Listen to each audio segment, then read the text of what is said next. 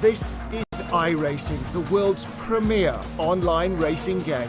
iRacing puts you in the driver's seat to experience today's newest form of competitive motorsport, virtual racing, all from your home PC. Race virtually in endorsed series from NASCAR, IndyCar, IMSA, the World of Outlaws, Aussie Supercars and more. Take on legendary circuits like Daytona, Silverstone and the Nürburgring. Join iRacing's global online racing community and get on track today at iRacing.com.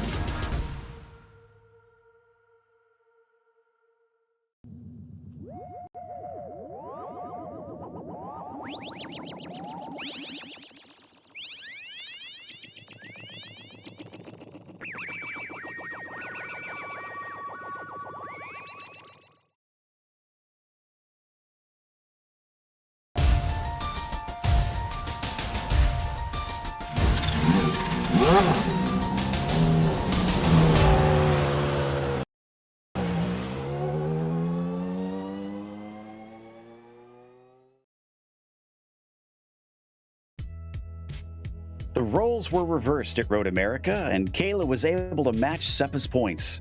This leaves the pair tied after round 2, and it's starting to become clear that they are likely our main rivals this season.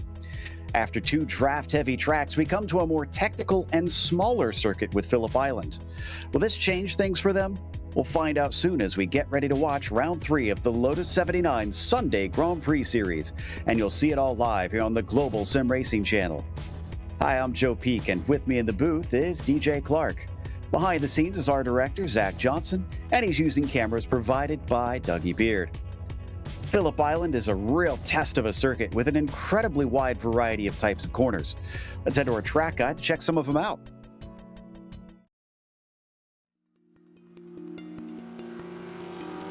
Welcome to Phillip Island. As the name implies, this track is located on a splotch of land off the south coast of Australia near Melbourne. While there's been plenty of racing here for close to a century, the track's current incarnation has only been around since the late 80s. And this version is a doozy. With only 12 turns spread across the roughly 4.5 kilometers, it's a decently fast circuit. But what really makes this place stand apart is the incredible variety in those few corners. From negative to positive camber, early apexes, late apexes, blind crest, hairpins, sweepers, if you name it, it's probably got it.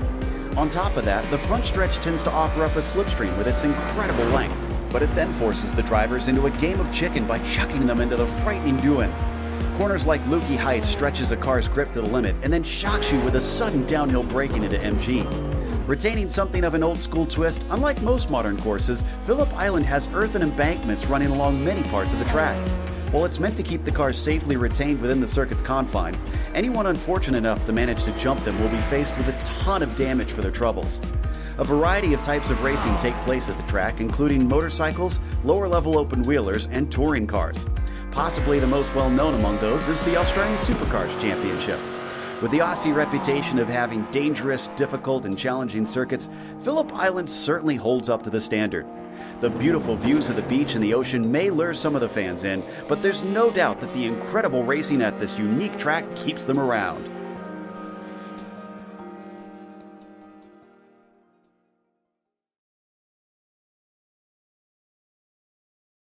Well, DJ, I'm curious to see how this is going to play out, because going from the big and long straights that we had at Spa and Road America, this is going to be quite the change. Yeah, it's certainly a little bit different of a circuit than the last 2 out, Joe, but it is going to present a challenge for these Lotus 79 drivers.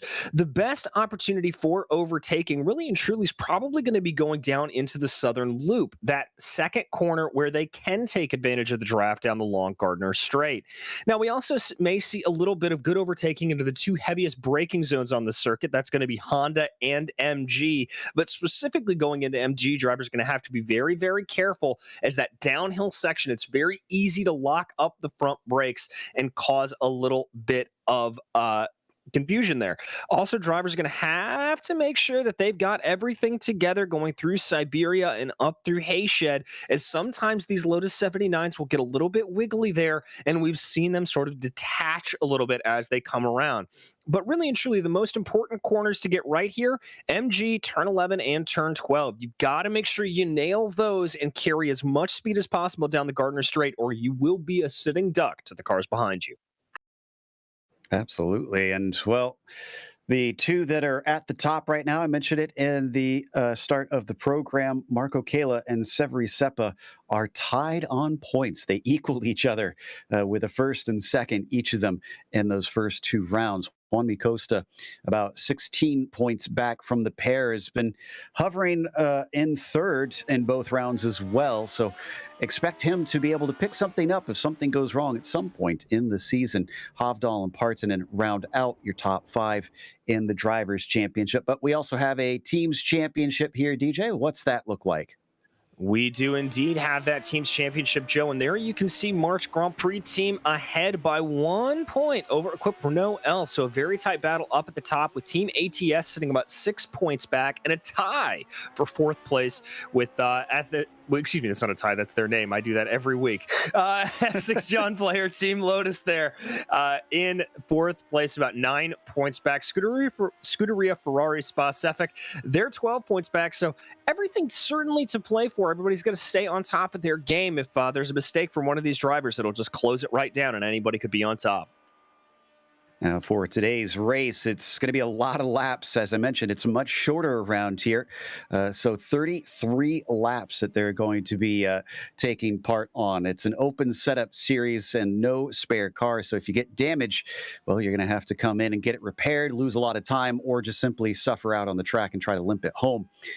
They have drive-through penalties at 17 incidents, disqualifications at 25.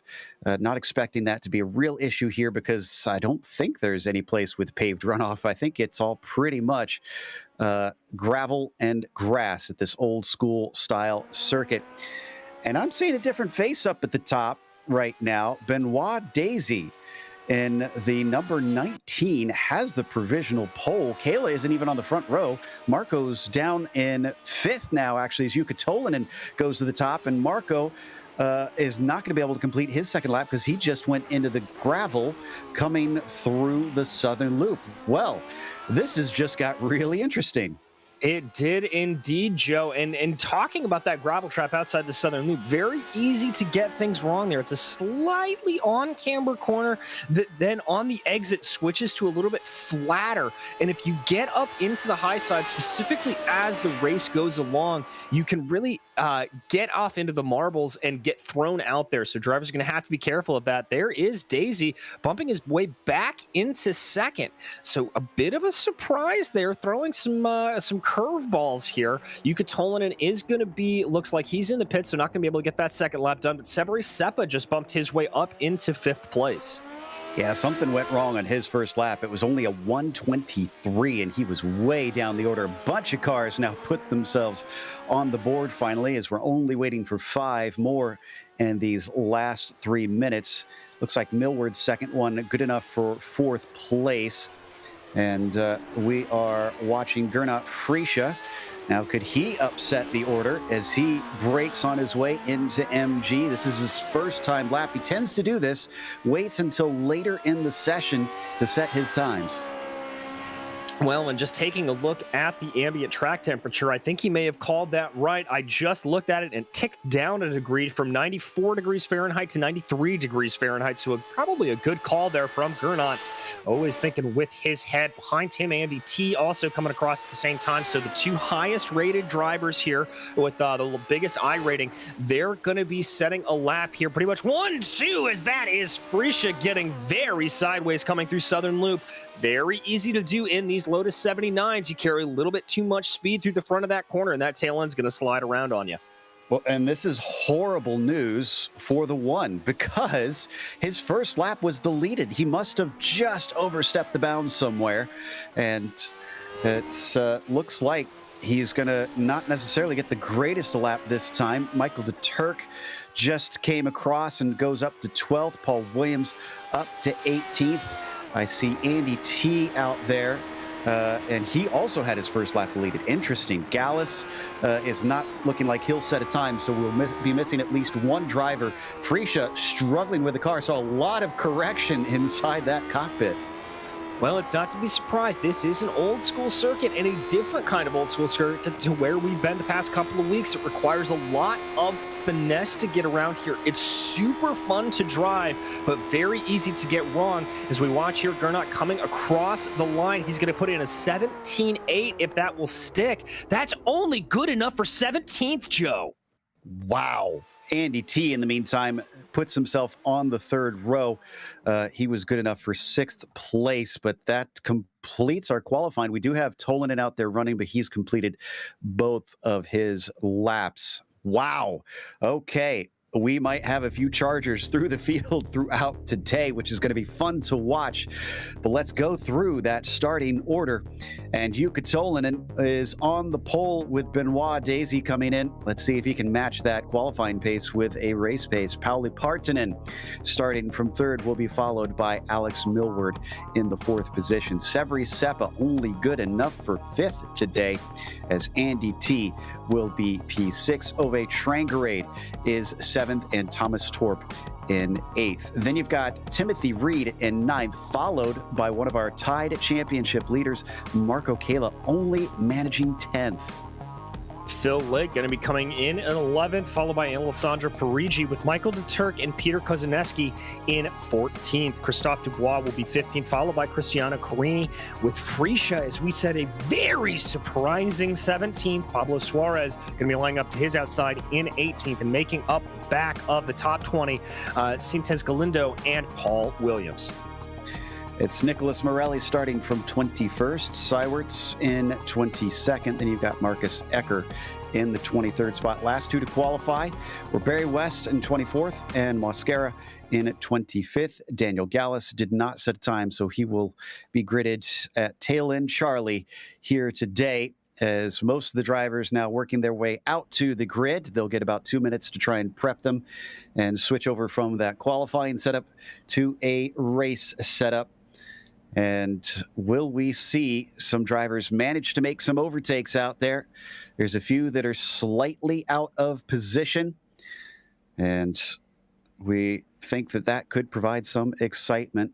Benoit is already on the front row in a retro livery, but not quite the retro from the era this car was from. I like the Leighton House that he put on that machine. It certainly is one that I was not expecting to see, and already Partanen on the row behind him has gridded up as well. So just have to put about 10 more cars out on the circuit, and then we'll get those lights up and ready to go for round 3 here in the Sunday Grand Prix Series. Looks like one of our Renaults has showed up. That's Severi Seppa back there. Can he get another podium this season? He's going to start outside of it this time, and he's going to have to work hard to try and move his way forward. He'll have Ove Trangerade directly behind him, and our pole sitter now finds his way out to the grid. Dubois and Corani are the only ones that aren't going to grid up, as I hear the engine start to rev. The lights come up, and the green flag is out. It's a bad start for a number of drivers. Oh, and a bit of a bobble up at the front. Manages to save it. That was Alex Millward who got into the back of somebody. Somehow there's no wreck in that, but it definitely checked up quite a few drivers. And as we head into the southern loop, I'm seeing if anybody is going to have an issue into there. Someone goes off into the grass. That's Morelli. Otherwise, we are clean. Clean by the skin of our teeth there, Joe, as it is a real hornet's nest. But up front, that is Severi Seppa already starting to challenge into P2 on Jukka Tolanen. Oh, up down the inside. That was Andy T, I believe, and that's going to turn Tolanen around. Oh, and that's going to cause a little bit of a problem behind, as everybody has to try and scatter to avoid him. A few going off track, but I think we're able to at least sort of get away with it. Tolanen winds up all the way down in 23rd because of that. So Partanen is now our leader. Seppa is in 2nd, and Ove Trangerade is in 3rd. Holy moly, Phillip Island throwing up a real curveball here for everybody. And I have to say, I think that was a little bit of an ambitious move from Andy T, going 3 wide into the first lap into Honda. Not exactly a move that I would recommend, but he is able to hold on to 4th right now, probably hoping that there's not going to be a lot of damage to the front of that car. Looks like there's not at the moment, as drivers now heading by the start-finish line to finish their first lap. Looks like we've got somebody around in the back. That's Paul Williams, I believe, and somebody flying up into the air on the main straight. Whoa! Coriani, unfortunately, is involved in that one. Mascara as well. And somebody else here, that is Marcus Acker. Oh, wow. This was a lot more eventful than we anticipated, and perhaps a bit more sloppy as well. And I just heard Millward get on the radio asking if his wing is damaged. I'm kind of curious about that too as we look forward to Parton, and this is our leader who has gone from 3rd on the grid to 1st. Seppa has gone from 5th to 2nd. I said they'd have to make some overtakes, but they did it quickly. It looks like a bit of front wing damage there on the 8s.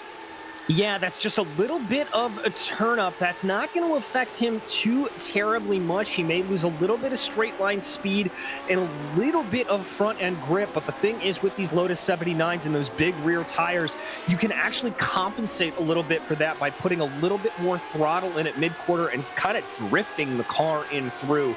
So corner-wise, that's not going to affect him that much. As we've got a pass for the lead is Mascara. Oh, no, I'm sorry. Mascara's in the pits. That was my timing and scoring being a little wonky.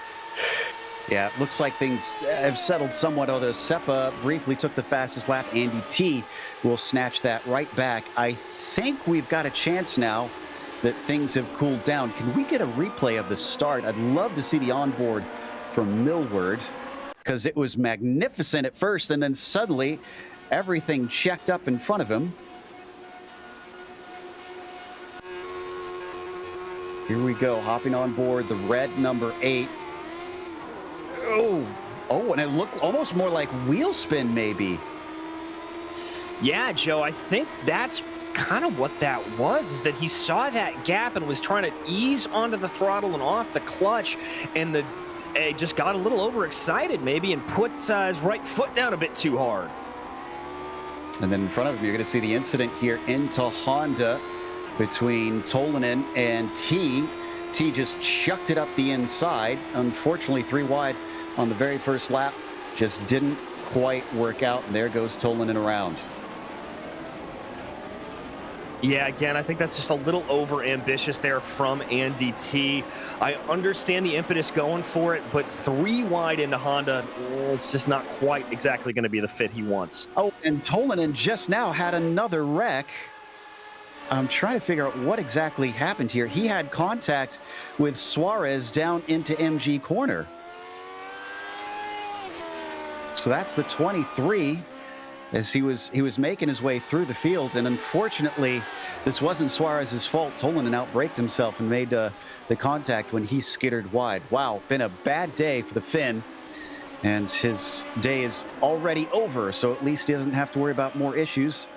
I see Sywert's off the track as well. I think that's in the southern loop.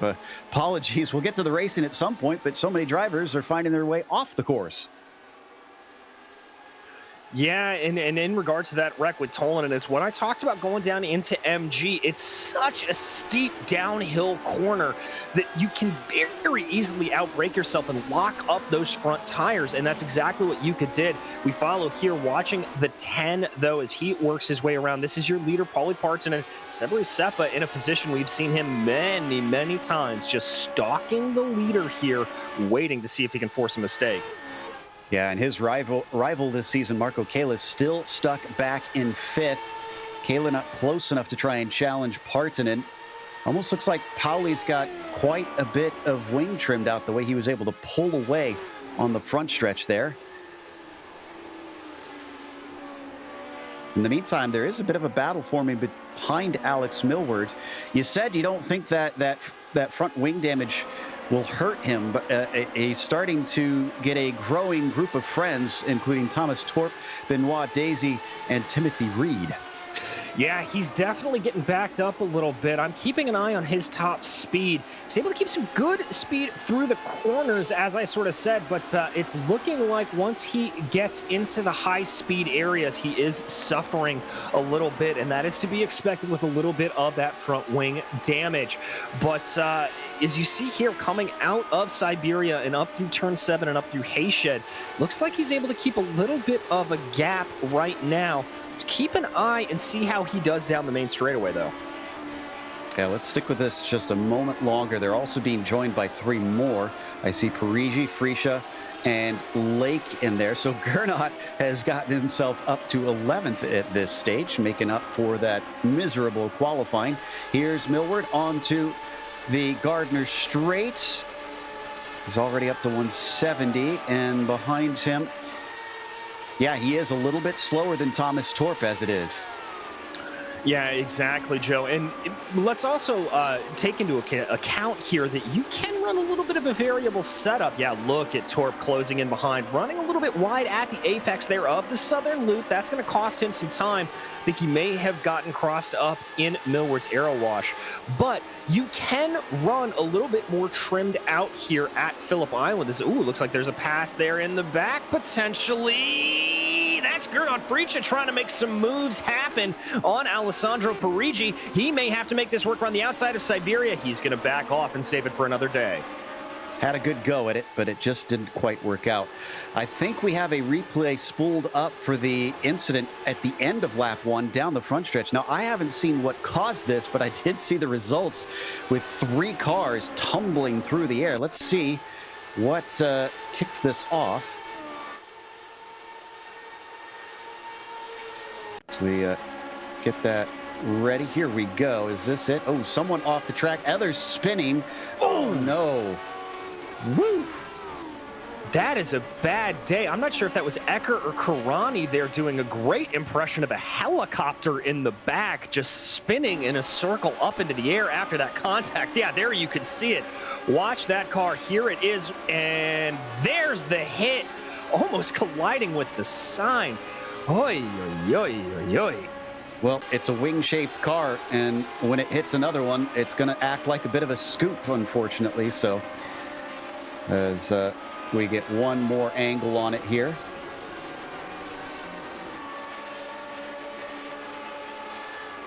Man, it's been a while since we've seen something quite that bad, a wreck that bad here in the Lotus 79 series. Usually very, very clean, especially considering this is the top split and the cream of the crop. So can't always avoid them all. And Ecker, Mascara, Korani are all out tolling in the 4th DNF in an unrelated incident here today. But we've got 21 runners still going. We do indeed, and we've got a pretty fierce battle here up at the top between Partanen and Seppa as they make their way out of turn 12 right now and onto the Gardner Straight. Seppa just stalking behind in the tire tracks here of Paulie Partanen. We've seen these Titans do battle here. I've got to say, looking at the speed differentials, I think Paulie Partanen may be a little bit more trimmed out here. It's not nearly as much of a speed difference as I would expect going down the Gardner Straight. Sebri Seppa only able to get about 2 miles an hour faster there in the draft, and it looks like Seppa is able to close in a little bit more through the twisty bits, so that's going to make things a little bit different. And rest assured that that yellow number 4 machine that Sebri Seppa's in, he's going to be thinking about that the entire time. Looking over that rear wing now, and in the distance, that's still Andy T, about 1.7 seconds back, but it doesn't seem like he's had the pace to keep them on their toes.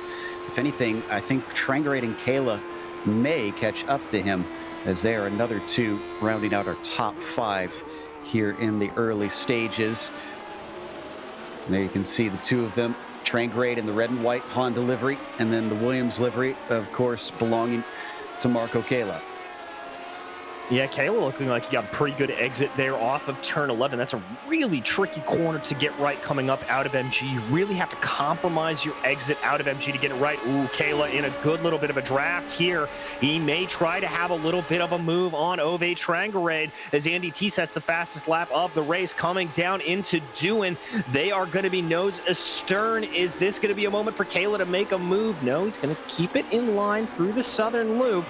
He's maybe just biding his time a little bit, loses a little bit of time, has to check up there. That's a high-speed corner, so he does lose a lot of aero grip coming through there. Ooh, maybe now into Honda. He's going to think about it. Late move dive bomb from Kayla, and he's got it made. He is through nice and neat from the 3 to overtake Ove Trangarade. Now that he's passed, can he maybe get up to T? It's only about 1.2 seconds up the road. Don't think he even lost all that much time with that overtake either. No, he really didn't. And any fears that I had, by the way, of Andy T maybe being a little bit damaged from that opening lap, completely gone by the wayside. That car is performing perfectly wonderfully as he set the fastest lap last time out. Yeah, I went and checked on my screens, and I could not find any damage on the nose of T, which is partly why I was surprised that he was dropping back. But it looks like he's recovered now because it's down to 1.2 seconds up to Seppa. Remember, that was 1.7 a little bit earlier. I don't know what's going on, but there's a certain ebb and flow between our leaders currently. Yeah, there is, Joe. And really and truly, the second part of this lap, really from Honda all the way back around through MG and turn 11, it's a real rhythm part of the track. You've got to just kind of feel it out. And if you get thrown off ever so slightly, it's very easy to lose time over the course of it. So that may have just what happened to Andy T. He may have just had a bad lap, and that's what cost him a little bit of time. Also, just a quick update, don't need to go there, but Daisy, who started on the front row, impressed us so much in qualifying, is still down in 9th and has not been able to recover from the start. So as we watch, Seppa starting to threaten a little bit. If he can hold this tight up onto the Gardner straight, he could have enough of a slipstream. Let's see. He might. Looks like he lost a little bit of ground there through turn 11 and again through 12. Yeah, I've got to say, I really think here Paulie Partonen is just absolutely trimmed out. Look at what he is able to stretch away. You can see Seppa gaining just a little bit at the end of the straight, but not enough to make a move. Well, as this stalemate continues on, I'm looking back around 6th and 7th. Millward's still in front of this train, but at times he briefly pulls away. Oh, and looks like this is a good one. Here is Kayla once again. Or no, that's not Kayla. Who is this? Oh, that is the 5 that we're looking at. This is Freesia and Lake that's in a battle. Another good one here for 10th. Yeah, Freesia just continuing his charge up through the field. He's been able to move 7 positions upward now, so he is the biggest mover of the race thus far. Doing a good job here. He's dispatched Phil Lake and starting to set his eyes up ahead to Benoit Daisy. As they come up over Lukey Heights, you can see just how blind that crest is up at the top. Loving this camera that Dougie's given us here today, swinging around the bottom of MG. And Freesia tries to get away from that 5 car, but Lake will be able to get the slipstream. Let's see how they compare on the Gardner straight now, as another fastest lap from Severi Seppa ahead of them. Looks like just about even on pace between Lake and Freesia. So I'm guessing Gernot, knowing he was going to start from the back, may have trimmed that car out so that he can make passes. Yeah, I think that's about right. Gernot always thinking with his head a little bit, trying to figure that out. Checking back in on the battle for the lead. Seppa very, very close here to Paulie Partonen, about as close as we've seen him. and see him taking a little bit tighter of a line there through Siberia. One of the great things about that corner is there's about 8 different ways you can take it. Losing a little bit of time here as they come up through Hayshed and Lukey Heights. Once again, that's the high-speed section. You've got to be careful of the aero wash there. Ooh, little bit of a look to the inside there for Severy. I think he's just trying to get into the head of the 10 right now. Just needs that launch off this turn and maybe a sneak attack because he was very close into Honda last time. Let's see if he can do that again. Certainly not nearly close enough here. Andy T has been hovering at about 1 second back from them. If I know Andy T, he has given it his all. He is certainly not holding back as he doesn't like to play games. He wants to race, but he can't seem to catch them at this stage.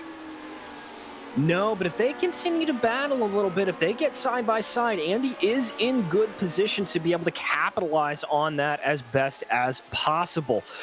There again, here comes Seppa closing in. Is that sneak attack coming? No, it's not.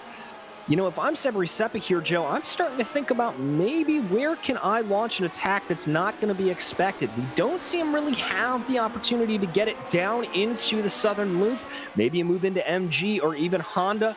I could even see a little bit of a strange move around Siberia as a place to make a move. Honestly, if he hasn't really been showing his nose into Honda. If anything, and maybe this is me being too ambitious, I think and just keep doing that for a couple laps and then snooker him when he feels too complacent that he's not attacking. Yeah, I think that's a good way to think about it. Ooh, as we've got somebody off there in the back. That's the 13. Yeah, Shane is unfortunately going to lose a few spots with that one. And he just got shaken off the road by Paul Williams, who sent it down the inside. And poor Shane went a little too wide into the grass. Andy T now with the fastest lap of the race, and he's got it down to 0.8 of a second. Oh, Seppa is the closest we've seen him be yet. This could be his best opportunity. He is going to show his nose a little bit, trying to cover it up, but it's too late. The door is open. Seppa is down the inside, and he's got the lead. And that was all set up by a little bit of a mistake from Paulie Parkson, and he ran wide coming through the southern loop. Severy Seppa recognized it and pounced. And look at that, Andy T right up into the picture now. Oh, Andy T loved that. Slowing each other up, and now he's going to be able to feel the slipstream as well, which should certainly help him. So, down into MG, we now have a 3-way fight. Caleb, by the way, behind them, we haven't shown them in a while, has managed to pull away from Trangarade, so he's set his eyes forward, but hasn't gained enough ground to work on them. Oh, look at Seppa pull away. Remember, we thought Thomas Torp off track in MG. Not sure exactly what happened to Torp there. I think he just got a little bit squirrely coming out of the exit, but he dropped back a number of positions down all the way to 12th now. I think we had an incident with him and a couple cars. Yeah, if we take a look at this involved Millward losing it into the corner, and poor Torp tried to scatter and picked the wrong side. Oh, Torp at least able to escape without any damage on that, but off into the grass and the AstroTurf and lost him all those positions. Oh, and look at that. I think as a result of that, I'm not sure who... Oh, no, it was Torp that clipped him. So Torp and Millward, that is some damage to Alex Millward's rear wing there. And Torp just went off right now in the southern loop again. I think this one was all... Yeah, this was all on his own. Car just didn't seem to handle well. It bobbled on him. And he spun around. As you can see, he's running again, but that's just a terrible lap for him over the course of those few corners. Well, and Joe, we talked a little bit earlier about looking at some front wing damage. The damage that we can't see in these cars sometimes when you have little incidents like that is undercarriage damage, the under tray of these cars. So important with the ground effects. And if Torp is suffering from that, that means he's going to lose a lot of grip, and that could really be affecting his performance. Marco Kayla now with the fastest lap. That has been trading hands all race long. Seppa, Partanen, and T split by roughly 1 second, and then it's another 2 back still to Marco and Ove Trangarade just out of spin. Ove Trangrade is the latest one to fall afoul of the difficulty of the Southern Loop. Joe, I think Ove just carried a little bit too much speed. Oh, that's Millward. That's Millward right into the back of him. Millward had to have seen him. What in the world? I don't know what happened there. That's going to be a tow, and that is Millward's day done. That car is schnookered, I believe is the technical term. Junk also comes to mind. Is he trying to get it rolling? What is he doing here? I don't have a real explanation for what he's trying to do right there. I wonder if there's some sort of technical glitch happening, and he's got a stuck throttle or something. Well, now he's steering the other direction. Yeah, I think he's just goofing around at this stage. To his credit, though, it does look like with a second look, he pulled on a little late. There's the initial spin. It's a wide open view here. He should have absolutely seen him on the track.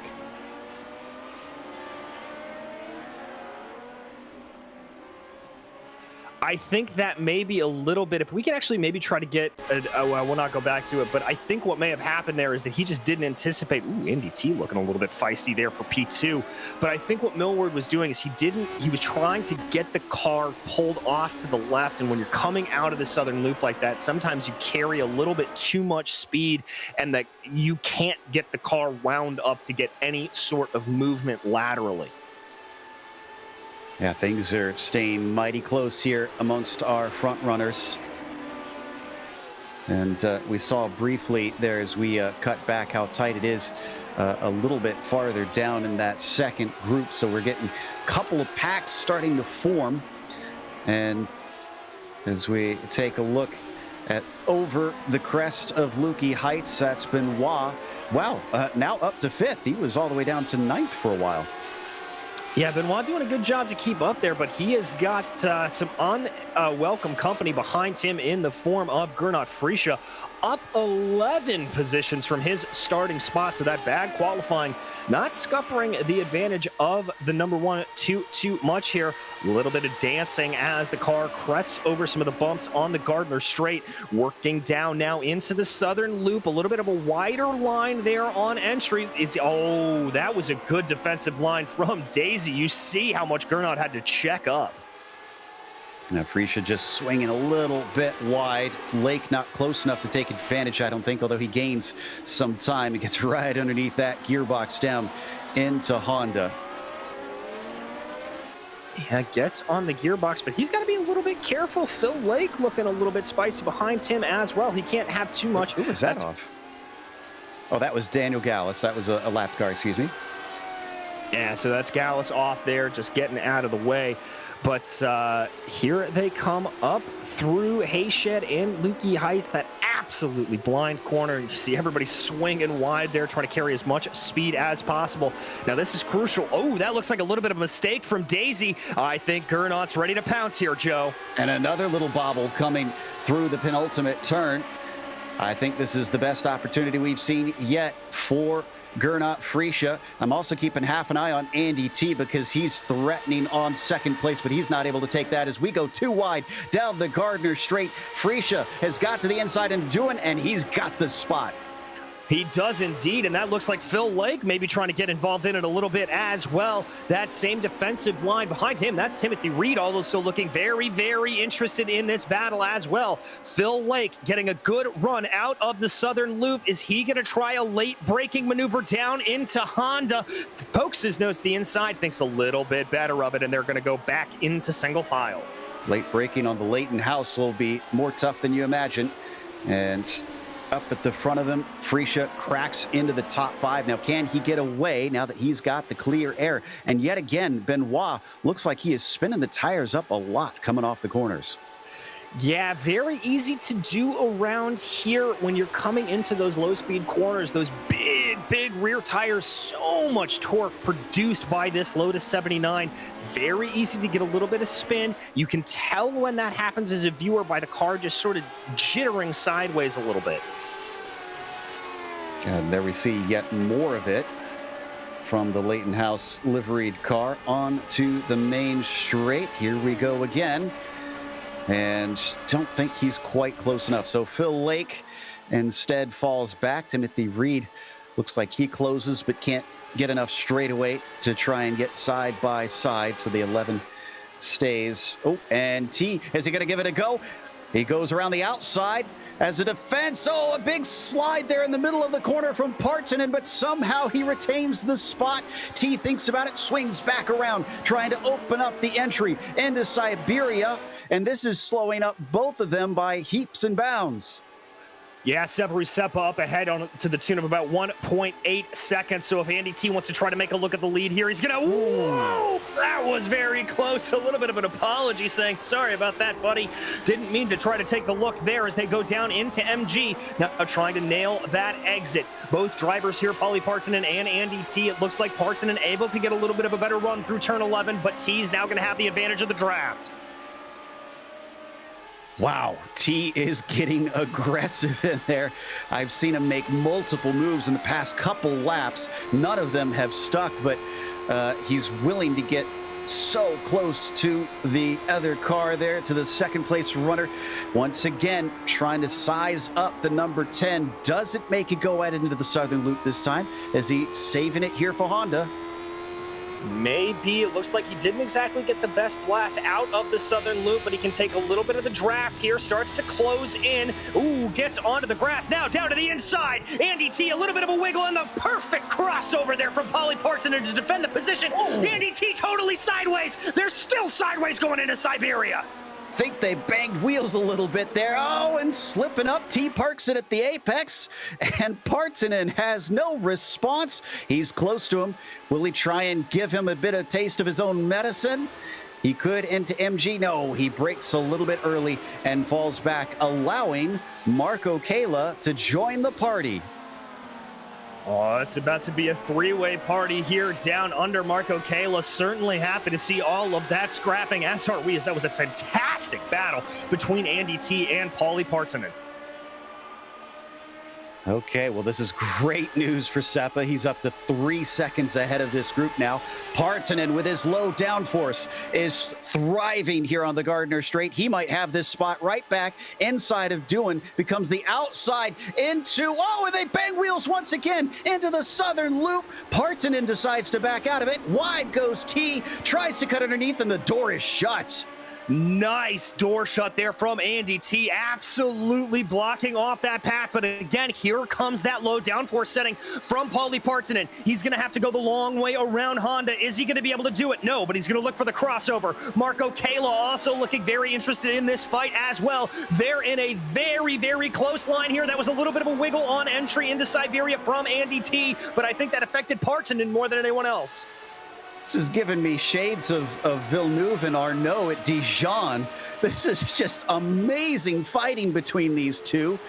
And I keep wondering if Kayla is going to try and have a go at it. Maybe he's just getting lost and watching all the action in front of him as well. I think as a race fan, Marco Kayla's just going, oh my goodness, this is awesome.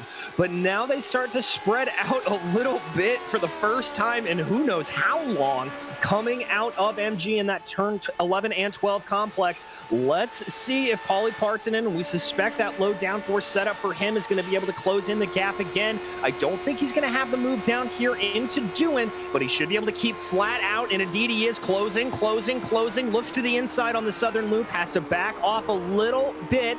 There you notice he's just trying to keep his nose in a little bit of clean air, little bit of wiggling there from Andy T in front.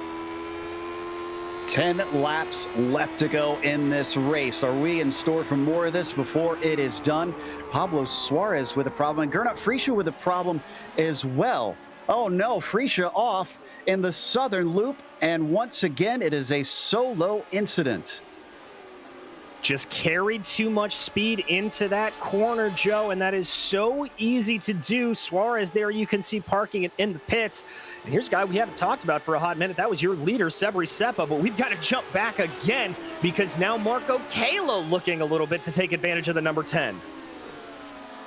His T finally got his car underneath him. He's got about 0.6 of a second ahead of Partonen. Is this going to go away? Because that was the twisty bits there on the high part of the course. This is where he needs to have that top end speed.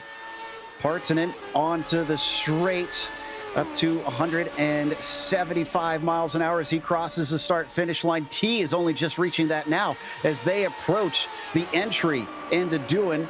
So yeah, Partanen closes it back once again.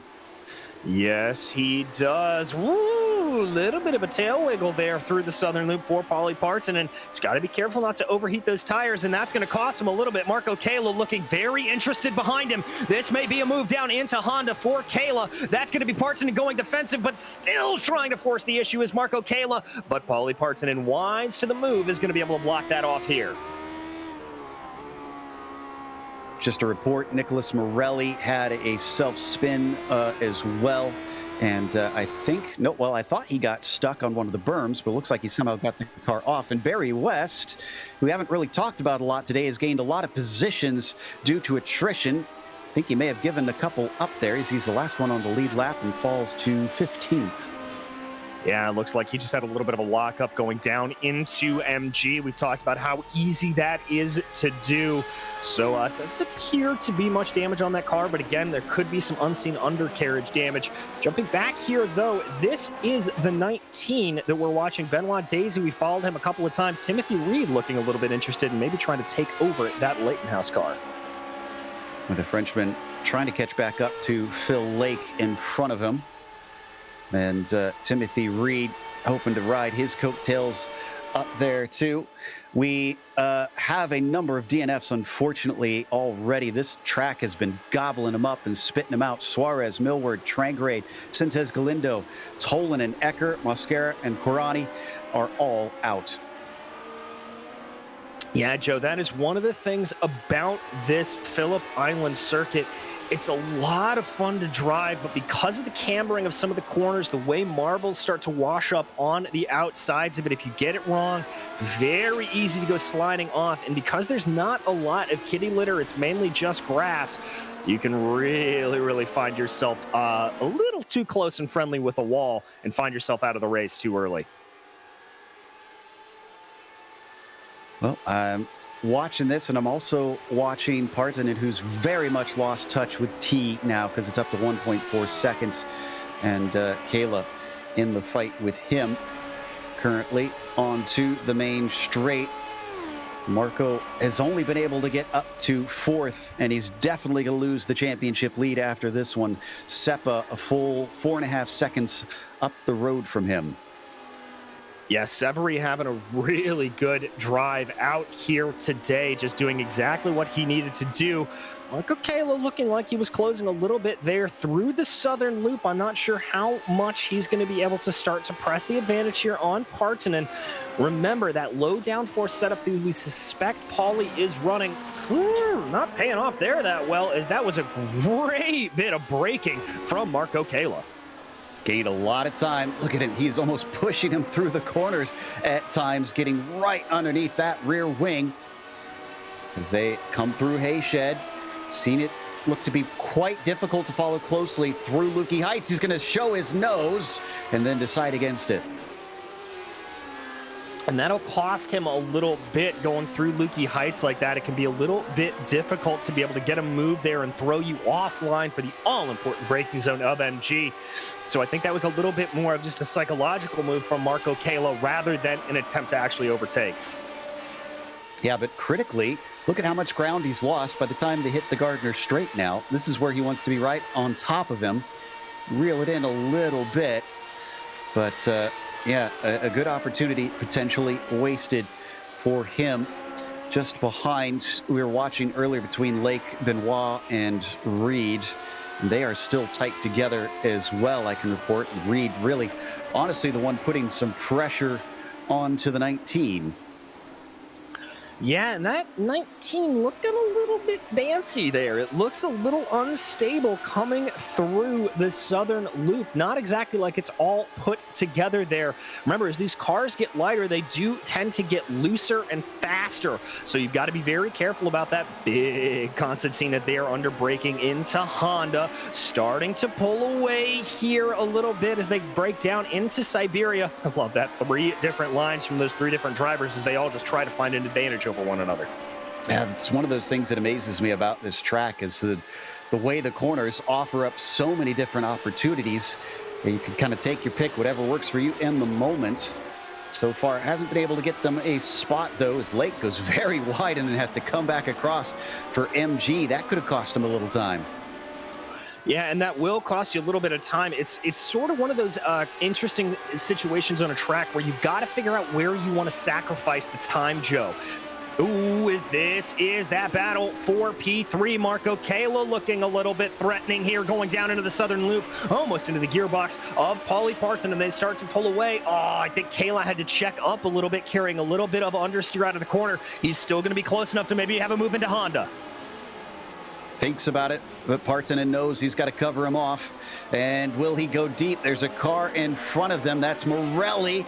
Just causes him to hesitate for a second. Morelli doing a good job staying out of the way. Kayla just climbing over the back of that car. He's got a great exit. He can't quite get too wide, though. No, he can't, but he's just got to try to keep it nice and together here, going through Hayshed and Lukey Heights. He may be able to have a move going down into MG. That's Barry West, another lapped car in front.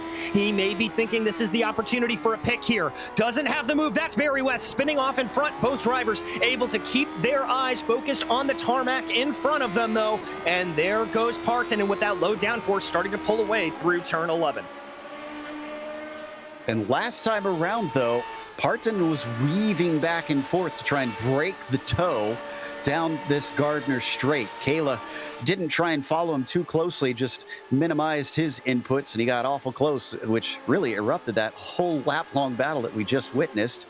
You can see he's not nearly as close this time, but look at him, reel him back in through the southern loop. But he falls off on corner exit, maybe sent it in too deep there. Yeah, again, I think that's just a combination of a little bit too much speed on entry into the southern loop and getting a little bit of that aero wash and causing some understeer in that number 3 machine. So he's got to keep that in mind here when they cross the line with 4 laps to go. Maybe think about a different way to do that. Takes an inside line there through Siberia, just trying to keep some clean air on the nose as much as possible. Closes in a little bit more here through Hayshed and up into Lukey Heights. But we've seen how tricky it is to be able to get that pass made down into MG. You've got to be very, very brave on the brakes to make it work. Almost need a mistake from the car ahead as well to open the door for you. And onto the front stretch. Whoa! And that was the biggest bobble we've seen yet out of Paulie Partonen. He's not going to have the speed down the main straight, or will he? Oh, I was going to say, if he can get in behind, he could get the slipstream and go right past Kayla again, side by side, coming up to doing once again. This is going to be a game of chicken down into the southern loop. No, Kayla gives it up before they even get there. Kayla gives it up, but I think he's thinking a couple of corners ahead here. Again, a little bit more of a narrow line, but let's see if he's able to correct that oversteer problem. Runs a little bit wide again. A slight bobble there from Kayla, but he's able to keep it together. He's closer than we've seen going down into Honda. I'm guessing that Partonen's going to go defensive here. Tries to push out to the outside. That's Kayla diving back to the outside, looking for the over-under. A little bit of oversteer there for Paulie Parton, and they're going to be side by side into Siberia. Outside, oh, a little bit of net code between them. The car almost spins. He catches it. Marco keeps it pointed forward, and he keeps it in contention, but that was a scary moment. But great driving there from the two of them. You've got to love that. Seeing the two Titans there battling it out the way that they are. This race has had some of the most epic battles we've seen in a while. That's saying something considering how round one was between Kayla and Seppa for the victory at Spa. But this has been, I guess you could say, round 2 between them. Ding, ding. And it's now down to 3 to go as Andy T sets another fastest lap ahead. Yeah, Andy T being able to stretch that advantage over these two battling cars to the tune of about 2.5 seconds here. So there again, we see narrower line coming in. I think Paulie Parton knows exactly what he's doing there, giving some clean air to Marco Kayla and then cutting it off as quickly as he can to try to force some understeer out of the car. Oh, great run there from Kayla. Kayla's now going to dive out to the outside, looking around a little bit. He's again going to try for that over-under, but Paulie Parton parks the car at the apex and prevents a similar move like we saw last time. That's a dive into Siberia. Where did he come from? How did he get that car in there? Kayla is by, but can he keep ahead of Pauli Partonen? He's able to close the door through Hayshed. Now he is through, but can he get far enough away to keep Pauli from fighting back on the Gardner Straight? Absolutely incredible move, Joe. We talked about having to send in a surprise attack, and that's exactly what Marco Kayla did. Here we go, moment of truth. Is Marco far enough ahead? The 3 has about 0.4 of a second as they start to pick up pace. Down along to the Dewan corner, the sweeper to the right-hand side. He's far enough ahead. Partonen does not gain enough unless he absolutely chucks it in to the southern loop, and no, he cannot. He's not looking like he's going to do it, and look at that big wiggle from Pauli Partonen in that car, just struggling to find any sort of downforce. And there indeed, Marco Kayla starting to pull away a little bit. He's going to be a little far back here for Pauli Partonen to send a real chuck down into Honda. And this is the section of the track that's going to start to favor Marco Kayla. This is just unreal what we've been witnessing out here today. And what this does, what has been, actually, I should say, is we've had 3 out of the 4 top 4 be Finns so far. This has been domination that season. Oh, and it's gone wrong for Benoit. He is dropped down to 9th after a mistake into Honda. And that's a real shame. He and Timothy Reed were having a great battle there in the back for P6. And that's all going to fade away a little bit as our leader crosses over the line there to take the white flag. Looks like Marco Kayla's got a little bit of an advantage here. But again, that low downforce setup for Pauli Partonen, and we never know what that can do. Just not close enough at this stage. All it's going to take is a little slip up from the 3 coming out of a corner, and a slow car versus a very fast car in a straight line, just kind of like that, where he gets a little bobble, could give the number 10 the chance that he needs. I have to think he's going to try and send this one in. He shows his nose, breaks as deep as he possibly can, but he's not there. Not able to fully pull it off. There is Pauli Partonen, and his chances are running very, very thin. Again, this is the portion of the track that will favor Marco Kayla. But ahead of it all, Severi Seppa started from 5th.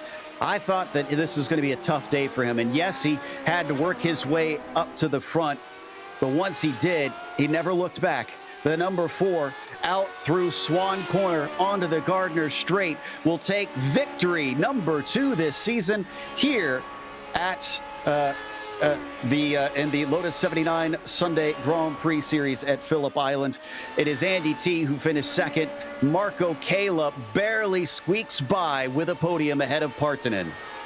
I love that little celebratory wiggle. He didn't want to move too much out of fear of losing it. This is a little bit of a close battle that we have. That is Gernot Frische up 9 positions from his back qualifying spot, being able to hold off the cars behind. A good run there from Reed. Did Reed run out of fuel? No, he's going. It's almost looked like he slowed down intentionally. Did he make contact with Benoit? Because he's kept going as soon as the 19 went by. I'm not sure what that was out of Timothy Reed, Joe. I'm at an utter loss. We'll hopefully get an answer from him a little bit later, because yeah, that was rather baffling.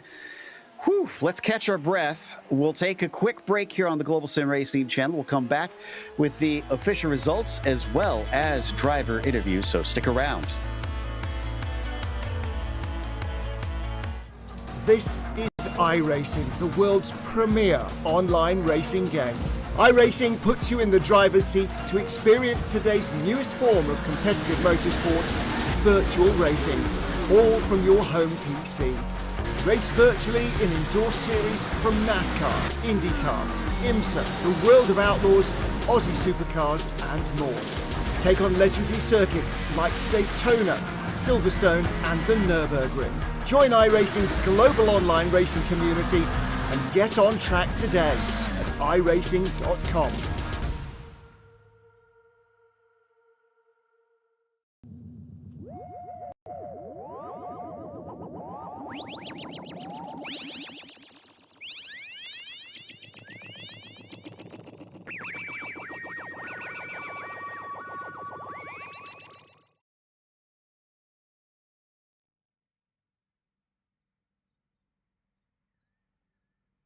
Welcome back to Phillip Island. We watched a stunner here today.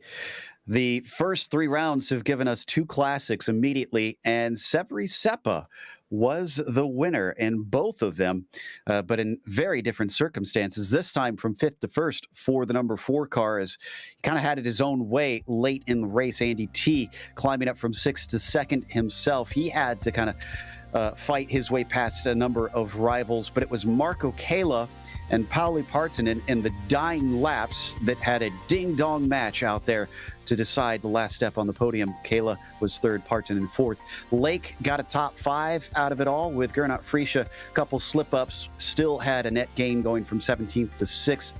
As Alessandro Parigi finished P7, Benoit Daisy qualified on the front row and just didn't have the race pace today. He finished 8th. Timothy Reed was 9th, mysteriously slowing at the end as Thomas Torp finished 10th. In 11th, it was Peter Kazaneski, followed by Paul Williams in 12th, with Michael DeTurk in 13th, and Shane Seawarts in 14th, the last car on the lead lap. Barry West was 15th, followed by Nicholas Morelli, and Daniel Gallus, the last car to finish out there. Suarez, Trangarade, Millward, and the rest of the field falling afoul to the very, very tricky conditions out here at Phillip Island. And then from there, you see, the DNFs for today. But I believe we've got our second place finisher ready to talk to us, Andy T, who should be able to give us some insights into what it's like battling around here, because he was involved in some of the great ones that were getting us on our feet. Andy, you were, I'm sure it's surprising to hear, only half the equation of what made this one just incredible to witness. In your fights out there with Pauli Partanen, what was going through your brain? The guy was in the way. He needed to move, and I got past. Simple as that. Had some brave ones to try and make it stick as well. It looked like at times the lap traffic may be coming into play. Did you find that helped make a bit of a distraction or a pick? Nah, not really, man. The lap traffic's the same for everyone. I don't even think about it. I just try not to kill someone. Oh, by the way, talking of killing people, sorry, Yuka, but don't break so early next time, and maybe I won't go for that gap. Okay, great.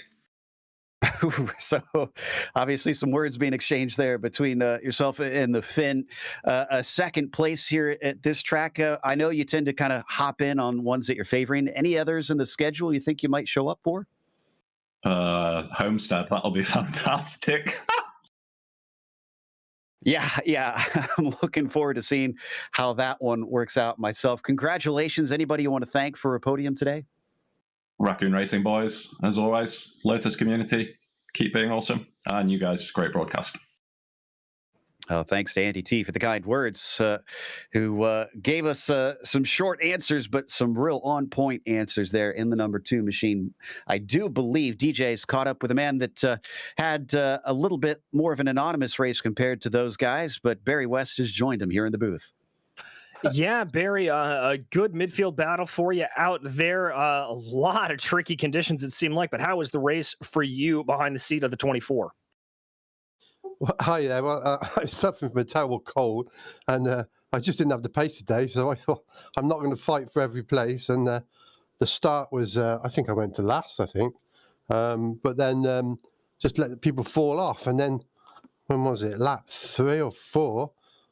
Lap 3, I fell off myself. I just, going into the loop, I thought I did everything the same as before, and then I just couldn't understand why I went off. And then, it was just trying to minimize mistakes, really. And if you didn't make mistakes, you do all right. And I seem to have done all right.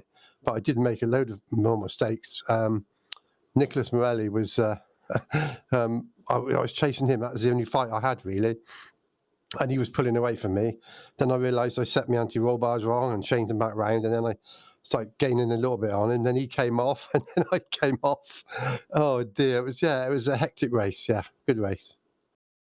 Well, Phillip Island always seems to produce that here for us. But next time out, it's a little bit more of a straightforward circuit in the Red Bull Ring. I imagine that's going to be a pretty draft-heavy track. How do you think things are going to go out there for you in the rest of the series? What'd you say? Red Bull Ring? Is that where we're next? Is it? Yeah, it is. Yeah, I'm looking forward to that. I've not raced there before. I haven't done much time at all there. But from what I hear, it's really enjoyable for everybody to race, and this car does well there. So I'm quite looking forward to it. Yeah, and our team seems to be doing all right. My teammate Paul Williams, he did hardly any practice, and he finished in 12th. So at least we got some points on the board for the championship. Well, that's what matters, I guess, in the end there, Barry. Anybody you'd like to thank for this run here today? I'd like to congratulate Severi for beating Andy. Well, there you go. That was your 15th place finisher there, Barry West. Back to you, Joe. Yeah, and that is going to close out our interviews for this afternoon. So we want to give a big thank you to the Lotus 79 community for bringing us on for another season of coverage, and also thank the companies that provide the software and hardware for our broadcast listed here on your screen. Additional thanks to June Lalonde, who provides our wonderful music. Check out our Bandcamp for more great work. And thanks to the team today, DJ, Zach, and Dougie. You can find more info about GSRC at globalsimracingchannel.com or through our social media outlets. Also, check out our merchandise store at simracingmerch.com/GSRC. There's a link in the description below. Don't forget to subscribe to the channel while you're down there, because as you just heard, it is the Red Bull Ring, a very popular one here on GSRC, Sunday, October 10th at 12:30 p.m. Eastern. But we have upcoming races for other series listed on the screen, so check those out, mark them down on your calendar, including, actually right now, we are live with the European Majors if you want to hop over there and catch the rest of their Southern 300. And later tonight, the Americas region has the super late model at Five Flags doing their Snowball Derby at 8 p.m. Eastern. Until next time, though, race clean, race hard. We'll see you on the track.